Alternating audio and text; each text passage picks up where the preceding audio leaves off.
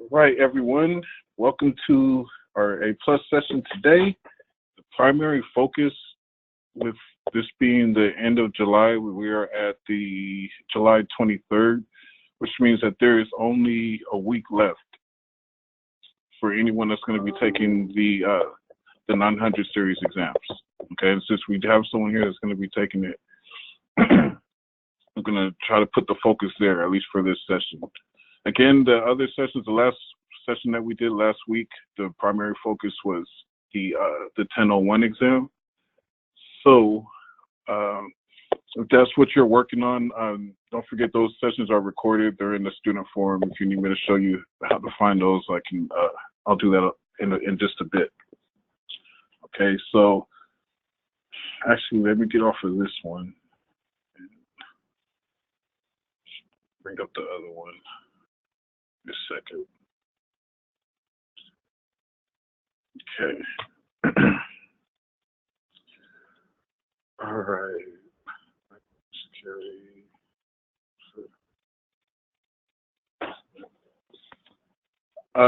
Yes, Toya. Whatever questions you have, I'll answer it. If you have anything in particular, just ask it. But I'm not going to spend a ton of time on the 1001 this session because last session was dedicated primarily towards that exam. So need to know how to find the 1001 session when you have. Oh yeah, no worries. You just go to the. So if you go to the forum, the student forum, which hopefully everyone's registered for that by now. If you haven't, make sure you do that. Forums.learnkey.com. But you just scroll down once you hit categories. Scroll down to the replay section, and here's where the replays are. And it kind of tells you, what each session is about. So, and for each one, so we have a net plus section, and then the security plus section is over there as well.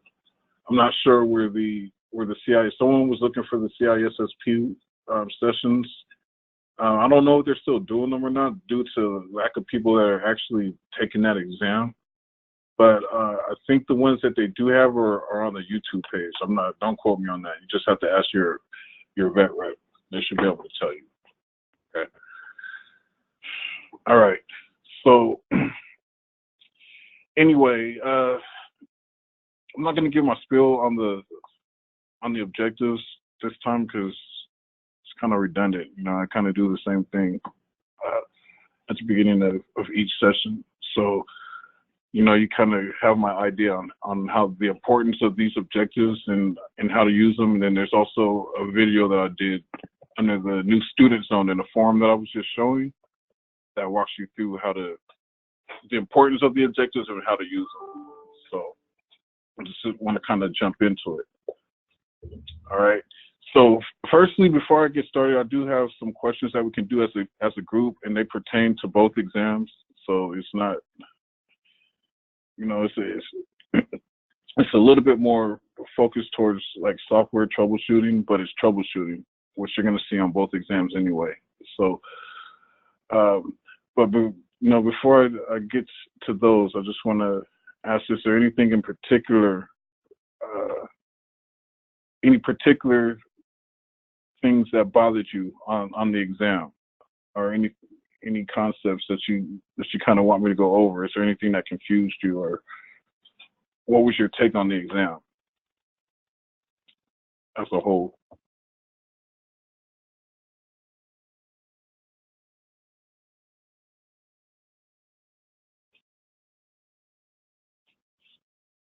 You can unmute your mic if you have it. If you're just watching, that's fine too. But okay, so you pretty much know what you need to brush up on. All right. Well, that's always a good thing. Just make sure that you get back in there before next week. But take whatever time you need, especially with your score. You were right there, so if you just touch up those few areas that were on your printout, you should be just fine. your score. It was kind of either make or break. It's probably just a few questions. And it's easy to miss questions because sometimes it's hard to understand to know what they're really getting at. But and some of my questions that I have today are going to kind of demonstrate that. So that's what I kind of want to do. So let's go ahead and get into those then. First one is kind of a bonus question, just to kind of get you guys thinking, but it does pertain to the what you may see on the exam as well. So, okay, so the first one is pretty basic, right? It's just saying you want to resolve a layer 3 address to a layer 2 address. Which command line tool are you going to use to accomplish that? So, if you guys know the answer, just type it in the chat box or blurt it out, whichever works for you. What do you guys say?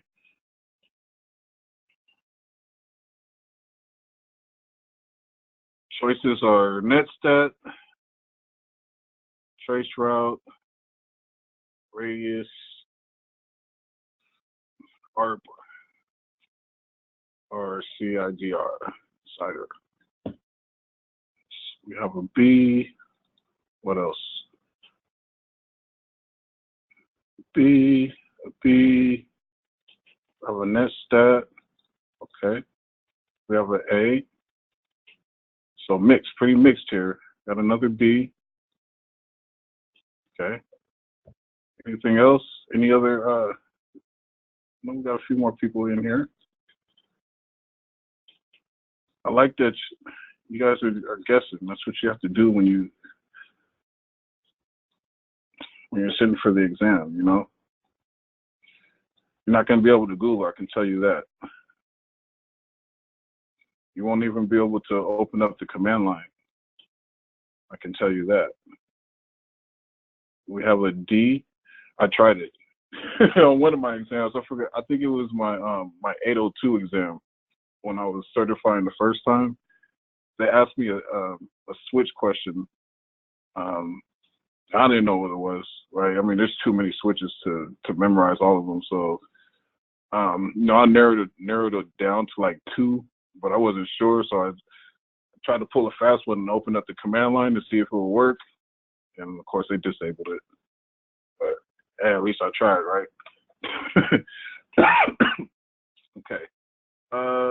Any other ones? Got a couple B's. Got an A, and we got a D. No other ones? No one says CIDR? No radius? Okay. So yeah, NetStack is, what you would use NetStack for is, to see the statistics. That's what it is, right? The network statistics. So you go there to see, you go there to see, what's going on in your network, right? It's not going to resolve a layer 3 address to a layer 2 address, so, right? And this question just really, it requires you to understand, right? What is a layer 3 address? What is a layer 2 address, right? So, who can tell me what a layer 3 address will look like?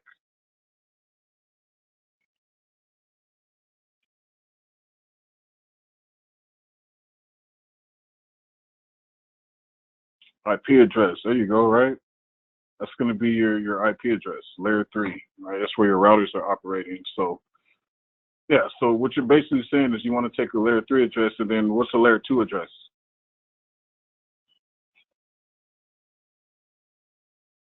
MAC address, right? So, basically they're saying that you want to take your IP addresses and you want to resolve them so that you can see what the MAC addresses are, right? And that's basically what this is once you decode it, right? And then it just comes down to the protocol that's going to do that, right? So network statistics, no. Traceroute, no. Traceroute is going to, it's going to show you your path from one device to another, right? But it's not going to resolve the MAC address. Radius doesn't even belong, right? This is it's is a remote authentication protocol, right? You're going to use this. This doesn't even fit. And then you just have CIDR art, right? CIDR doesn't belong either. And then this is art. Only 3 of these are command line tools, right? So what you want to do, let's say that you don't really understand this, right? But you know that let's say that you don't know what a layer 3 address is versus a layer 2 address, which you may not know until you get to Net Plus, right? But the reason I threw this in here is because they can ask you questions like this. In fact, this is a way that they like to ask questions, and it confuses people. But if you know what this is, then you'll be good, right? And then there's just the main thing is right here. We're looking for command line tools. So if you key in on this, then that'll tell you right then and there, right? There's really only 3 to choose from because this isn't a command line tool and this isn't a command line tool either, right? So it kind of requires you to know what these are and what they're for. But if you know that, then you just narrow it down. Okay, it's either ARP or traceroute or netstat, right? And it's like, okay, well, which one is going to do what it's asking up here? And it's going to be ARP. So, still one just to warm up. All right. Any questions on that before I move on?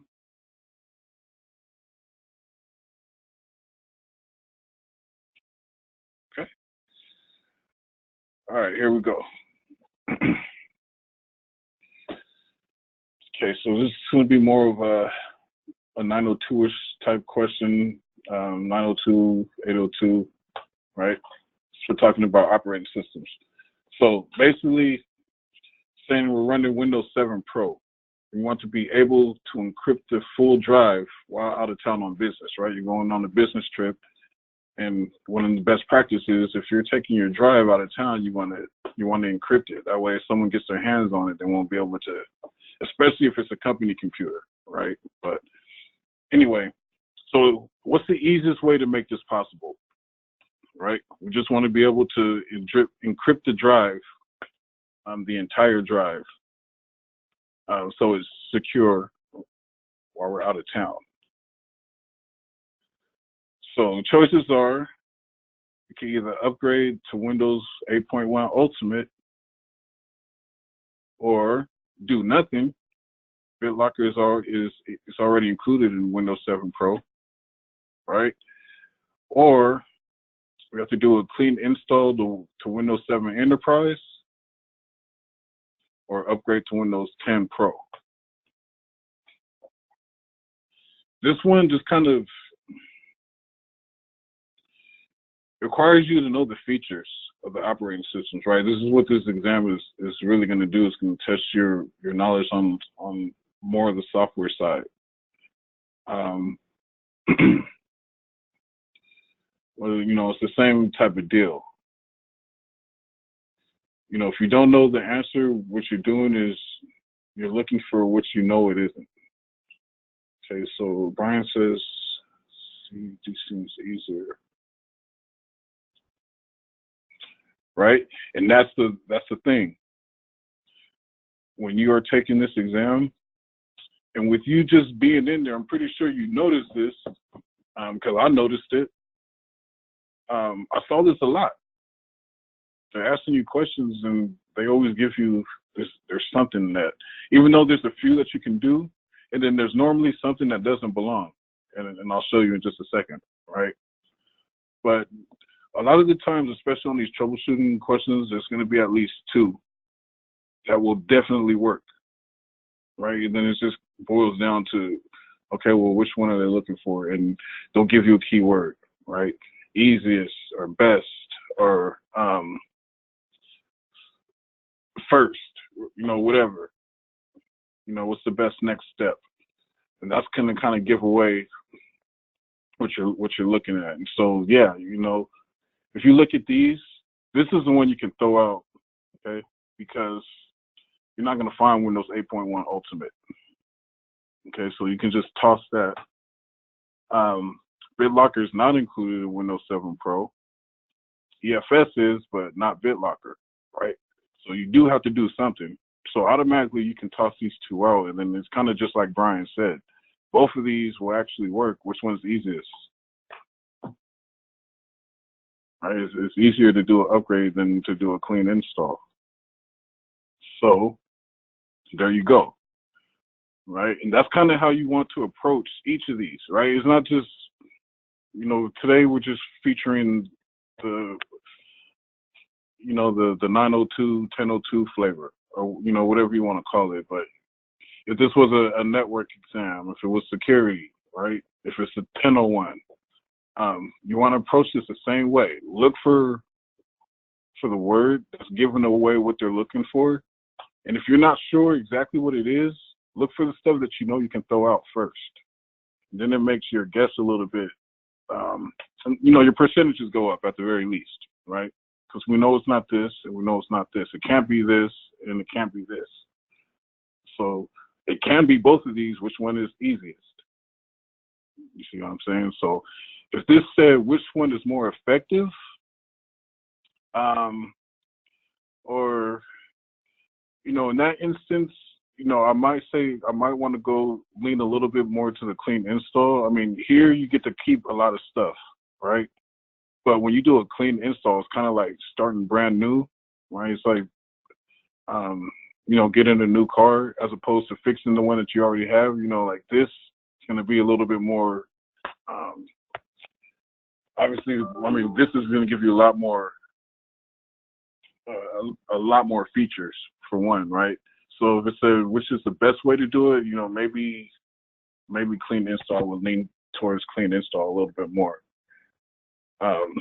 But this one says easiest, and the easiest way to do it is to upgrade to Windows 10 Pro, because you do have a BitLocker in Windows 10 Pro.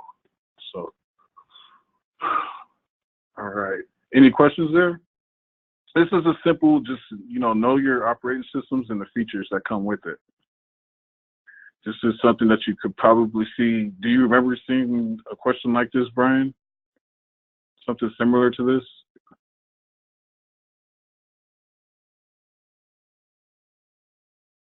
Like an upgrade path question or something like that.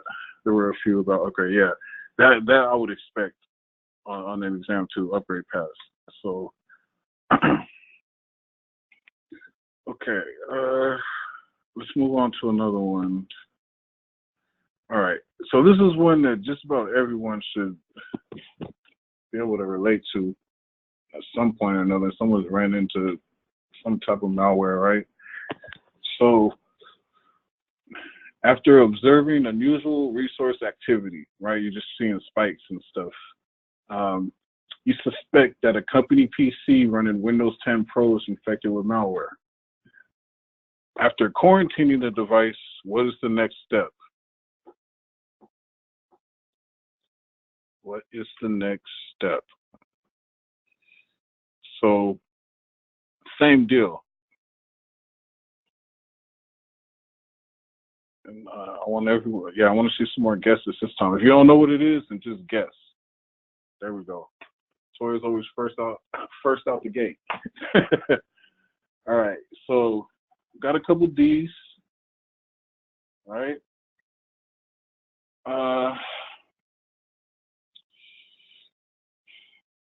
Again, this is kind of typical of CompTIA and the way that they do things. So, and this, I guess I've taken enough exams to where I kind of know how to ask the questions and and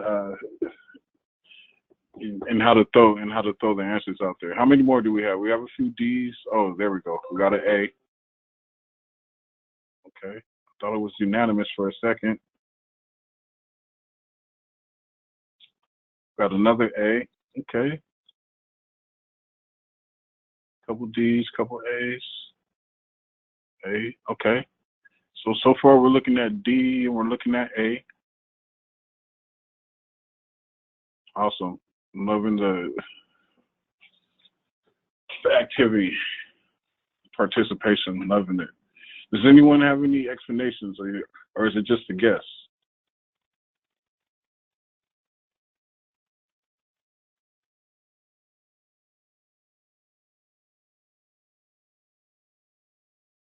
Okay. It says this is a guess. Got you. No worries. By the way, really good point while we're on the subject. you come across a question on that exam and you have no clue what the answer is, at least take a guess. Just do not leave it blank, okay? If you take a guess, at the very least, you know, you have a shot. But you have no chance of getting it right if you don't answer it. So don't leave any blank, even if you're gonna flag it and come back to it. Take your best guess, eliminate what you can, take your best guess and flag it so you know to come back to it a little later. You may see something down the road in the exam that kind of refreshes your memory on things. It happens to me like just about every time. So always take your best guess, and if you have to, flag it, but don't leave anything blank. Okay, so Toya's saying malware is the key word. Okay. Spencer's saying once you quarantine, you need to update. Okay. Good. You guys are having so that makes it an educated guess, right? If you have a reason for it. Okay. Sometimes I'll know the answer just because I know it's none of the other ones, and you know that's another way, right? It's either you know it or sometimes you know it through process of elimination. But as long as you know it, it's a good thing about multiple choice. All right. So let's talk about this one. So a few people picked A, right? Key thing here is what's the next step, all right? There's a process to this, and even though we all may have our own process, I've dealt with malware in the past, and I've gotten, you know, I've been able to fix it sometimes, and sometimes I've gotten to the point where I had to do a system restore, and sometimes I got to the point where I had to do a drive wipe, okay, to get rid of it. So I kind of, you know, I've been around a lot of corners when it comes to malware, and you know, we all develop our own process of things and steps, but the main thing that you have to remember when you're taking these CompTIA exams is CompTIA has they have a process, they have a way of doing things, and they have steps. And knowing the steps is what's going to give away the answer. Always, okay? So especially when you're talking about troubleshooting, right? There are steps. And if if you follow each one of them, you can never go wrong, all right? So scan and use removal techniques, right? It sounds good, right? It sounds like what most people would do. It's actually not the next best step here. Turn off the PC and boot into safe mode. No, you're not going to do that. Disable system restore or update the anti-malware software and run a full scan, right? This is what most people chose D. So what I'm going to do real quick is I'm going to bring up the objectives, and I'm going to go down to troubleshooting. Actually,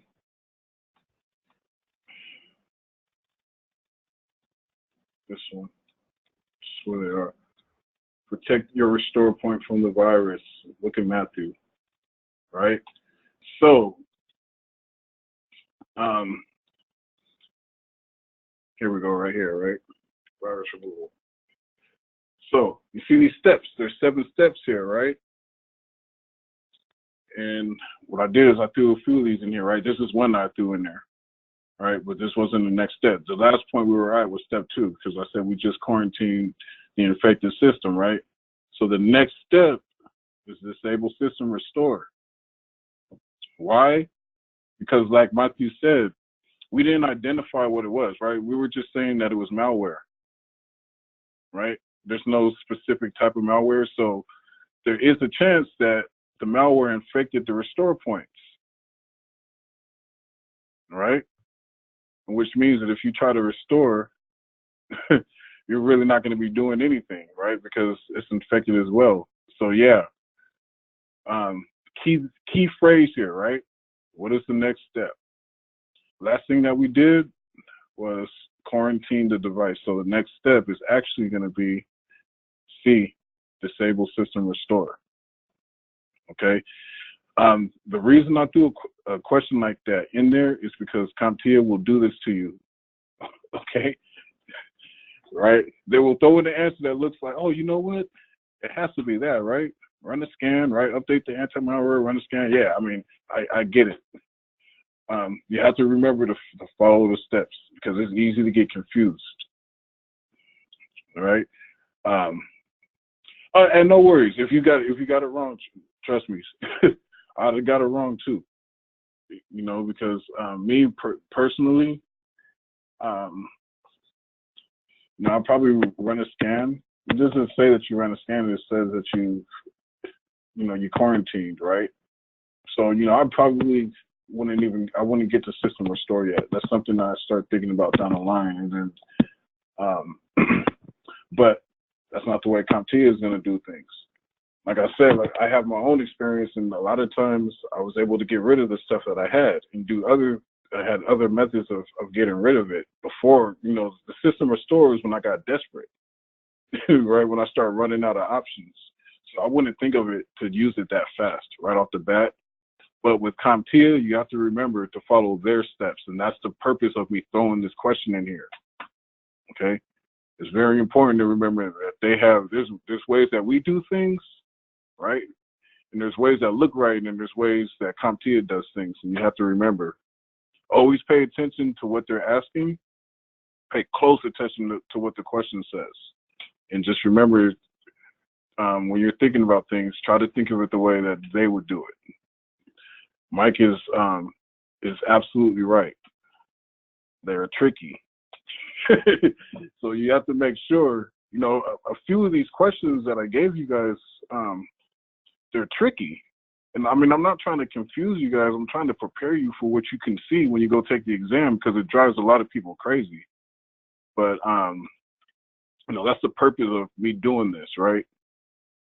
I'm not trying to expose anyone or anything. I'm trying to prepare you guys for what you're going to see when you take these exams. So hopefully you guys are all picking up on it, or, you know, gaining something from this. Okay. But no matter which exam you're taking, like I said, even though we're focusing a little bit more towards the second A+ exam, I just want to make sure I do that because this is my last chance to, right? After this, there's no more 902. So if anyone is going to be taking that soon, I want to make sure that they get their, you know, any questions that they have answered. Okay. Mike says, know what CompTIA says is the best practices are yes, definitely not what is currently the best. Yeah, normally these exams are a little outdated just because they, you know, they update them every 3 years, and obviously technology moves a lot faster than that. So, you know, for instance, when you get to Net Plus, you know, you'll probably still be learning about RIP when in fact RIP has been replaced like twice already. It's RIP version 2 and there's RIP version 3. You know what I mean? So, you know, little stuff like that. You just want to pay attention to those little details, little protocols and things that have been updated for security reasons, especially for security reasons and things like that. Most of the time it's either performance or security is why they're updating things, right? But, you know, with that said, the core of the information, the concepts, a lot of those, they don't change much. So, you know, with that said, there isn't much change between a lot of these exams. For example, the 901 and the 1001, those are virtually the same. You know, preparing for one is the same thing as preparing for the other because of the concepts. They haven't changed much, right? The main difference is just the cloud computing aspect that they stole from the 902 and they actually put it on the 1001. So, okay, how much time do we have left? Oh, we got plenty of time. I think I have another one. Let me see. Yeah, I do. Okay, all right. This is another utility one. This is actually more of a first exam one, even though it's a command one. Okay, all right. So let's do this one. This one should be a little bit more. I don't want to say that, but let's go ahead and do it. So, all right, so while troubleshooting performance issues on the PC, you suspect that there may be corrupted files affecting the performance. Which utility would you run? Charles says A, right off the bat. What else do we have? Brian says A, Toya says A, okay. Unanimous so far. Anything else? Any others? Okay, Larry says B.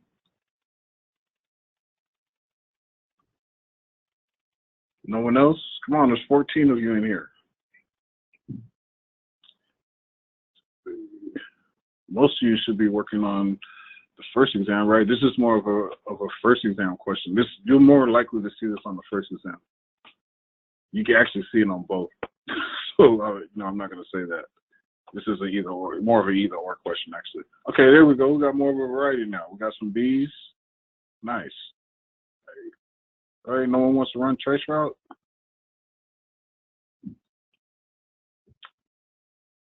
Okay.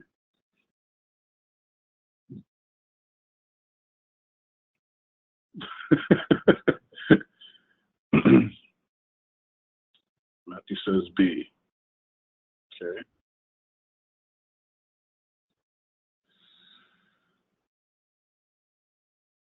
Any others? Okay, let's talk about it. Okay, this one, you just need a keyword. There's one keyword in this one.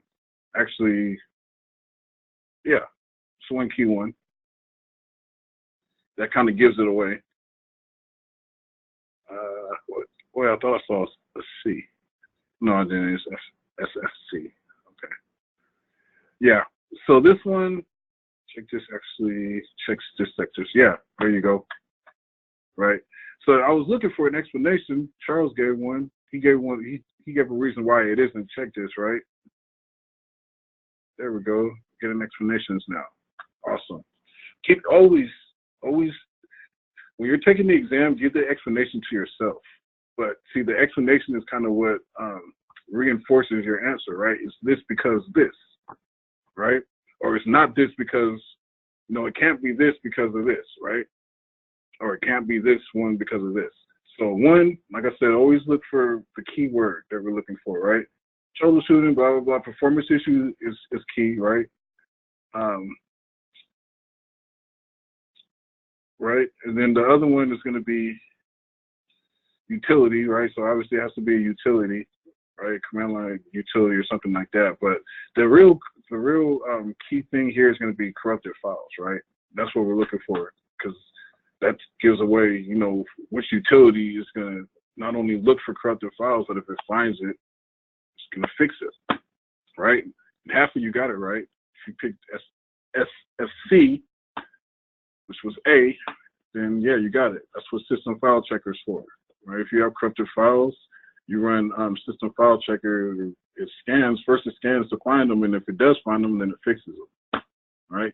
Check this, like Charles said, it's going to check the disk sectors, right? It's going to check it to see if there are any errors, right, or anything like that. Obviously, no one picked traceroute. We already know what traceroute is for, right? We're not trying to get to any, we're not having network issues, at least not that we know of, right? We're just talking about files. And then defrag, it's kind of, right, we're kind of just trying to optimize the disk, right? So you do run defrag for performance issues, right? But not for if you're suspecting corrupted files, right? You're going to run defrag if you suspect that, you know, you have, you know, the drive is fragmented, right? You need to optimize the drive. So that's why you're going to run defrag. So you do use it for performance issues, but not for corrupted files. So the only one here that you would use for corrupted files would be SFC, right? So same deal, you know, is either you know it off the bat, you may know exactly what it is, but if you don't, you should be able to use process of elimination to default to SFC, because as long as you know what these are and what they're for, and you know that you're suspecting corrupted files, and you know, okay, well, defect's not going to fix corrupted files. Traceroutes a network utility, right? So you're trying to figure out why you can't reach a certain site. And then check disk obviously is checking the disk, right, but not the files. So for the most part, this is how they word the questions, and I made them most of these I made a little bit more to the point. Okay, I didn't put a whole bunch of blah blah blah in there, which they're gonna do. Okay, there's gonna be a whole bunch of blah blah blah in there. It's gonna be more than you see here, but there's always gonna be this. And your job is to find this. If you can find this and you've done your homework, then even if you don't know the answer right off the bat, you'll be able to eliminate at least a couple. Okay. So, what other tools word the questions like you'll see them on the exam? I don't know, what else can you use? I like Exam Compass. I like CertMaster. The thing that I don't like about it is it's too easy to memorize questions. But it is a good teaching tool, right? It kind of lets you know where you're lacking, and it gives explanations. So I do like CertMaster as a testing engine. I wouldn't do it more than 2 times because it's too easy to memorize the questions. Exam Compass I like for variety. Okay. Let's see here. Answer Toya's question, right? What's a helpful tool website about which resource could be acceptable while prepping for exams? You've been practicing questions on Exam Compass, but it seems to me the questions you're throwing at us are completely different. Yeah, so ask anyone who has taken an A+ exam recently, or not just an A+, but a CompTIA exam. The questions that you're going to see are going to be more along these lines. Okay, they're going to be formatted more like this, in this type of format. So this is okay. So here's the benefit of Exam Compass is variety. Okay, that's really the main. You just have a huge variety of possible questions that you can answer. Actually, let me not go there. I'll come here, right?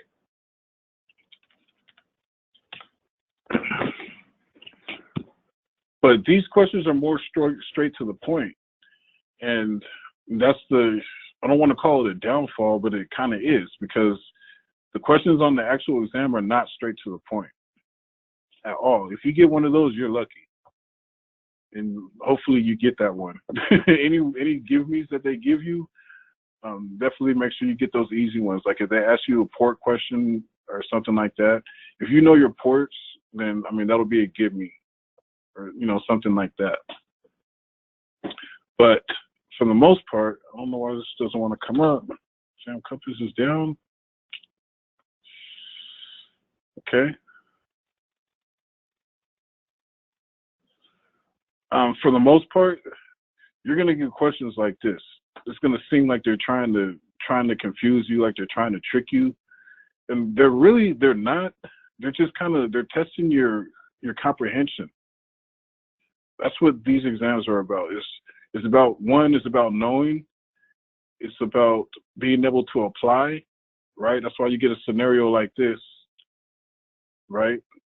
Or like this, right? It's about being able to apply, and it's also about comprehension. It's about understanding what it is that they're really asking, right? Because a lot of the times, the way that they word the questions, it makes you second guess what you know that you know. And I see it in a lot of people. It happens to me. It's the way that they word it, and you're like, okay, I know it's this, but are they trying to trick me, or So these questions, these are more along the lines of what you're going to see on the exam. The main difference is, like I said, I didn't make them as wordy. I mean, sometimes you're going to get some questions that are like paragraphs, and they're going to be like, yeah, you just came back from a long vacation, and, you know, it was raining, and now it's not, and, you know, they're going to tell you what you have for lunch and a whole bunch of other stuff that doesn't even matter. But the key thing is just make sure, like we were practicing today, you find those the key phrases, right? The key words, the things that let you know what you're looking for. And then you can just, you know, you can ignore the rest. That's what it's about. There's a science to taking these exams, kind of, right? It's like you have to use a strategy. So, are there any other questions? So here, to answer your question, be acceptable. So you're asking about something that's acceptable. Helpful and acceptable are kind of two different things. Tool resource could be acceptable while preparing for exams. If you're talking about acceptable, I'll show you this tool here. Okay, this is kind of important actually. So if you come back to the form here, you scroll down to our A+ section here. Okay, then actually I need to go back. Section here. So I need to go to topics. Okay, so you have to click on CompTIA and click on topics. And at the top here, you see something that says Band Test Prep Study Materials. Okay. What this is a site that one of our older students put in, takes you to a site called certguard.com. Okay. I'll put this in the chat box for anyone who is using, if you are using outside materials or outside resources to prepare, to help you prepare for this exam, which is, yeah, that's what Toy's asking about right now, right? I just put the website here. This is it.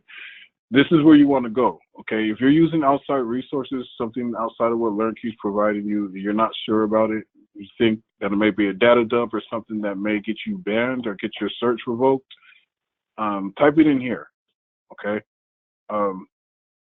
This will tell you if it is or if it isn't. So I'll type in one that I know is for sure, which is just for sure. Right. If you type passforsure.com in here, this is something that was going around when I was taking the 800 series, right? If you type that in here, it's going to tell you it's a brain dump. All right. This right here will get your certifications revoked, right? So this is something that you want to avoid. Let me show you. If you come to your objectives here, right?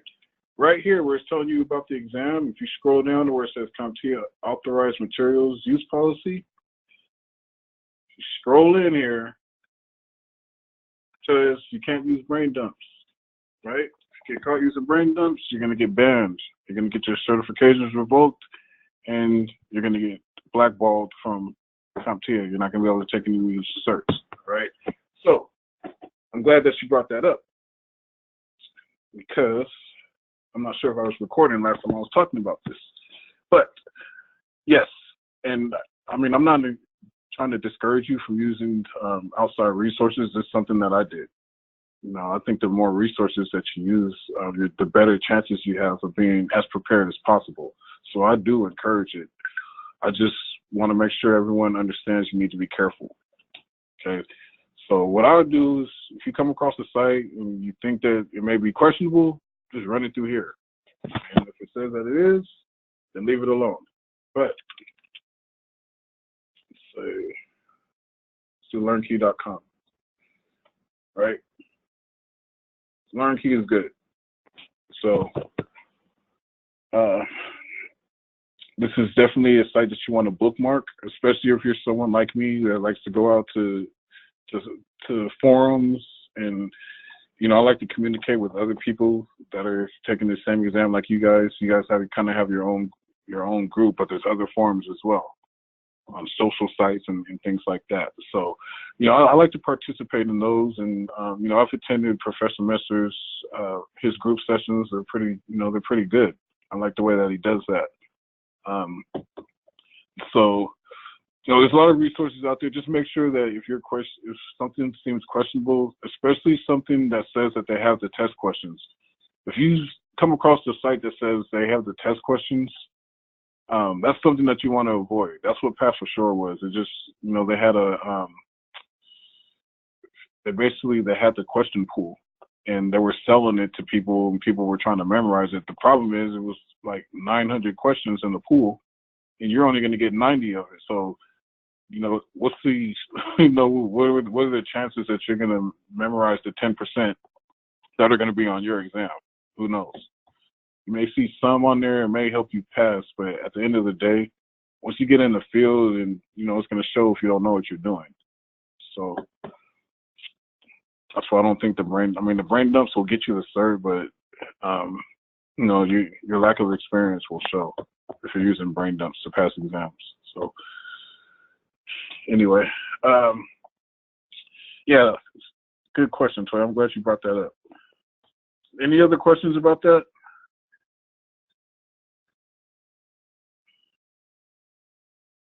Okay. So the objectives, they just kind of give you a brief overview of what happens. If you really want to know the consequences behind that, go to the CompTIA site and look up banned test materials. And, there's a whole article that'll walk you through the no-nos. So, all right. Got about 8 minutes left. Anything else on A+? Do you have any specific questions about the 1001? I know you mentioned that you wanted me to talk a little bit about that. How many student forums do you need to attend? As many as you feel that you need to. I mean, when I was a student, we didn't have any student forums, or we didn't have any group sessions or anything like that. Yeah, so the 1001, I took the 1001 a few weeks ago, and it was just like I was just showing, really, here's my advice. Some of the stuff I already said, but my strategy for CompTIA is I always skip past the performance-based questions, the ones you're going to get at the beginning. I got about 4 of them. I'll just skip past them. I went into the multiple choice, gained my momentum there. And, there's 3 types of questions for everyone, right? Just depending on your experience level. But there's one that right off the top, right? As soon as you see it and you see the answer, you're like, okay, I know it's that. I know it's A, right? And then there's ones where you're really, it comes down to a few, right? It could be this one, it could be this one. Sometimes it could be between 3. And then that's where you need to make sure that you go back to the question and you find that highlight thing, right? What is it that we can highlight? What are we looking for, right? Right? What is the next step, right? And then there's ones where you have no clue what it is, right? You just like, it's a guess. Let's say that you don't really know utilities too well. So these are just acronyms to you. You have no clue what it is. And on those ones, it's just, you use process of elimination. Like I said, you look for what you know that it's not. Okay. But very important, I saw this like question after question after question. They always give you something that is going to give away what you're looking for. And a lot of the times it's not in the whole question. It's just a lot of the times it's one word. But what they do is, what I noticed is they don't highlight it, but they'll caps it, right? They'll make it caps. So it kind of stands out in the question. So look for those, okay? You're gonna see that in just about, I don't know, I want to say at least 7 or 8 out of every question. You're gonna see something that says like first or next or best. Okay, so definitely look for those. Okay. What did I see mostly? I saw quite a few questions on printers. There's a lot of troubleshooting. So, be prepared for troubleshooting. They're going to put you in scenarios and they're going to say, this is the problem. What's the best fix, right? What do you do next? Or what do you do first? The customer's complaining of this, right? What do you suspect? What's the problem, right? So just look for that. And also look for this, right? This one got a lot of people because when you look at these, this looks like a really good answer, right? And if I was taking the exam and, let's say that I have forgot the steps, I would be looking real hard at this one. All these are things that you would try. Okay, so it's very important to understand that when you come across questions like this, and you will, where they give you a lot of answers that could all be right, go back up to the question and look for the keyword. It will point you towards which one they're looking for. Okay, always think, what have you already tried? If you're at the beginning of the troubleshooting process, the keyword that'll give that away is like first, or you should be able to tell if you're still in the information gathering stage. Look for the simplest solution, even if it seems like it's too simple, right? Checking cords, right? Checking to see if it's plugged in, double checking the battery, making sure that the battery is plugged in right, things like that. When you're at the beginning of when you determine that you're at the beginning of the process, always look for the easiest solution, because that's what you're doing. You're starting with the easiest solution, and then you're moving your way up to the most catastrophic, right? And that'll kind of give you an idea. That'll let you know what you can eliminate, right?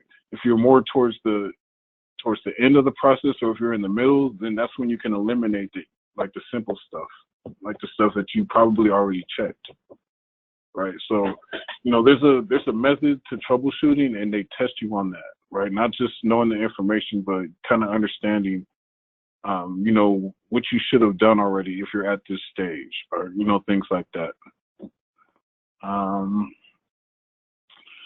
What else from that exam?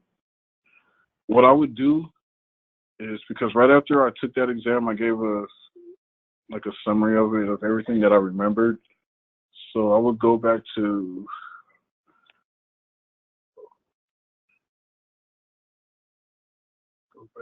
the replays under A plus, and watch the 1001 recap, because this was right after I took it. So I kind of gave my recap of the exam, and what I saw, how I felt about it, and all that stuff. Only thing that I left out on this was printers. I don't know why, but I saw quite a few questions on printers, and the reason for that is because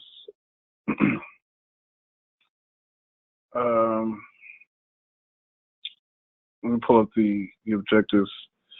I need to start taking a head count, but just bear with me just for a second.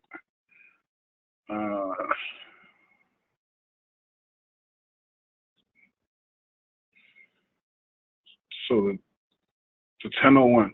So I did see quite a few questions on printers on this exam, and it's because it falls under different categories. All right, so you're going to see printers under networking, right? Where is it? No, it's under hardware. I think it's under networking too. Printers. Devices. Okay, so it's under hardware, right?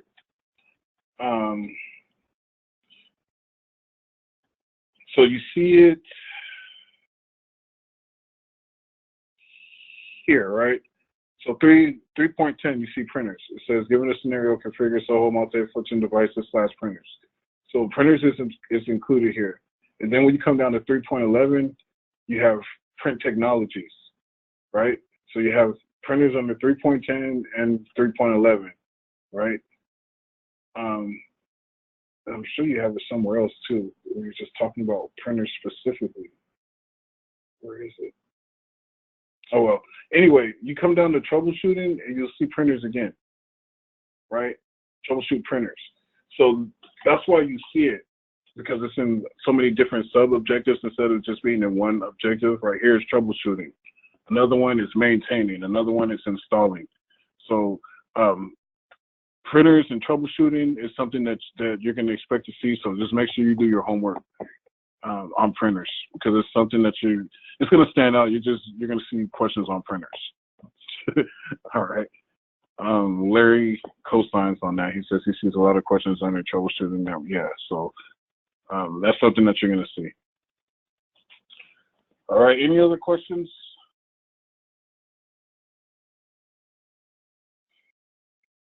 All righty. Well, I think this was a pretty good session. I think that I did a pretty decent job with those questions and kind of structuring them the way that you're going to see on the exam. So just try to, look for resources that are going to show you questions like that, and just make sure you kind of, if you don't take anything else away, just take away the keywords. That's something that you're going to see on the exam, particularly those of you that are going to be testing real soon. Definitely take that away if you don't take anything else away. It kind of it'll help a little bit with the confusion. All right. How do you participate in forums if they're not live forums? Which ones do you mean, Spencer? Are you talking about our group sessions, LearnKey, or are you talking about other forums?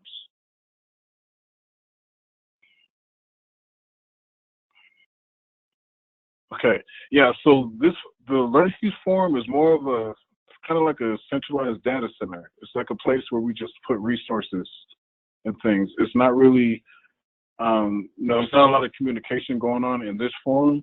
If you want to communicate with others, the best would be this Facebook group here. I don't know if you use social media or not, but this would be one way. We have quite a few LearnKey students in this group here. It is a private group, so there's no outside people in this group. And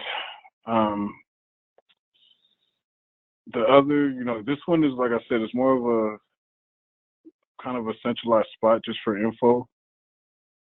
So actually, that's the wrong one. I'm sorry.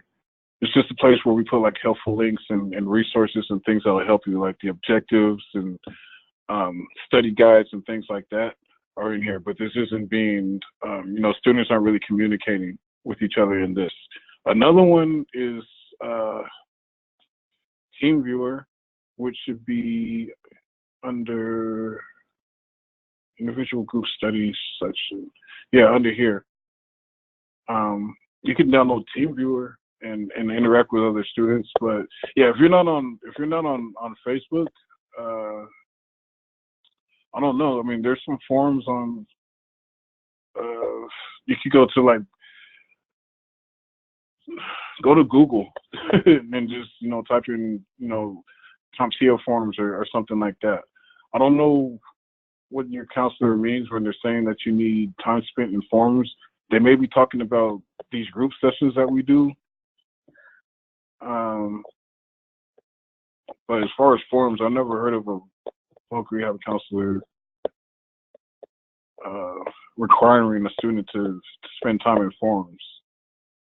That's actually a first for me. So,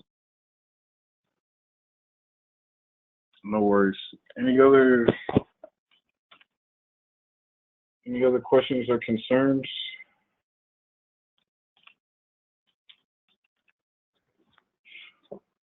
Okay. Well, great session, guys. Hope you got something from it. I'll have it posted in a day or two. Just have to go through and make sure that there's nothing in there that I need to edit out. But I'll have it posted under the to the replay section pretty shortly. So let's see here.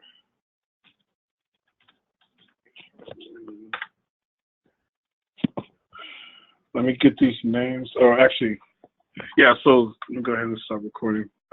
Next session will be on Thursday, and it will be covering. We'll be talking mainly about Security Plus. All right. Everyone have a good one. We'll see you next time.